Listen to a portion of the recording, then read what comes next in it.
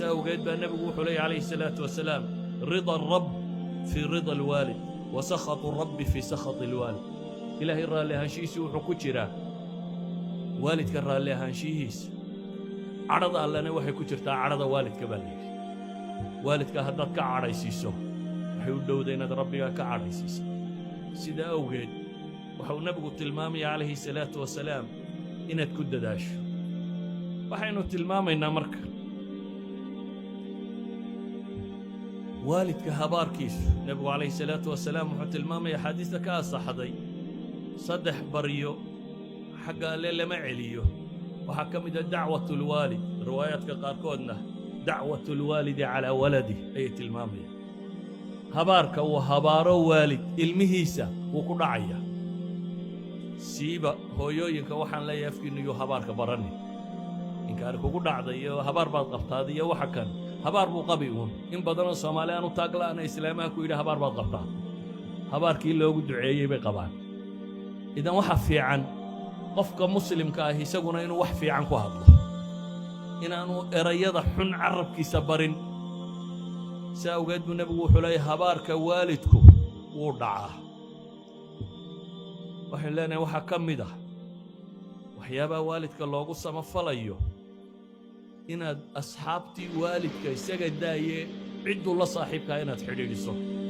haddaad ogtay cid aabbaha ama hooyada ay ixtiraami jirto saaxiib ay la ahayd inaad xidhiidhiso cabdillaahi ibnu cumar iyo ardaygiisii cabdillaahi ibnu dinaar taabicigii la odhan jiray iyagoo xaramka yimoo ka noqday dhexda maraya ayaa nin reer baadiyii ku soo baxay dabeetana ibnu cumar baa dameeruu fushanaana siiyey cumaamadiisiina u furay cabdillaahi ibnu dinaar baa wuxuu yidhi ibnu cumarow ninka kani waa reer baadiyuna wax yar bay ku qancaaneen haddaad cumaamadda siisay maxaa dameerka ugu dartay baa dameerkaaga iska fuushanaatay wuxuu ku yidhi ninka kana aabbihii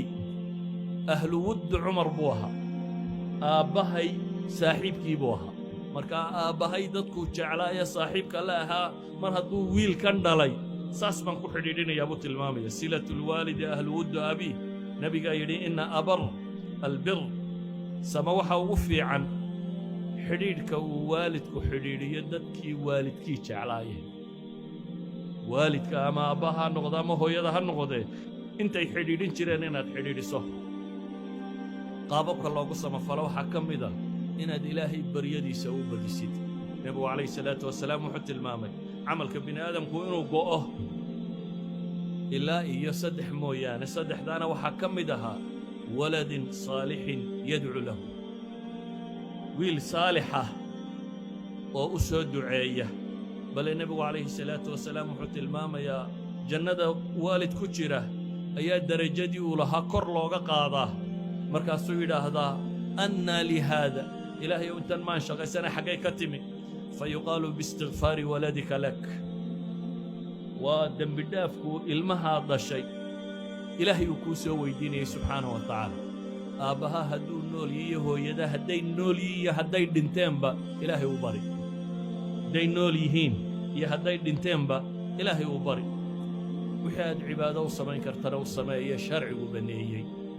nabigu calayhi salaatu wasalaam wuxuu tilmaamay gabadh baa waxay tidhi ilaahay rasuulkiisa iyo hooyaday jaariyad baan siiyey dabeetana way dhimatay jaariyaddii waa tan odday igu soo noqotay maxaan sameeyaa waxay ka cabsatay in sadaqada laga aqbali waayo nabigu calayhi salaatu wasalaam wuxuu ku yidhi adiguna ajarkaagii waad heshay dhaxalkana ilaahay baa kuugu soo celiye qaado calaa kulli xaal waxay jeclayd inay xajta buu yidhi ka xaj waxaan ku soo koobayaa wixii cibaado sharcigu banneeyey taan sharcigu bannayn maaha wixii sharcigu banneeyey cibaadaana u samee sala allahuma calaa muxamadin wcala aalihi wasaxbihi wasallam walxamdu lilahi rabbi alcaalamiin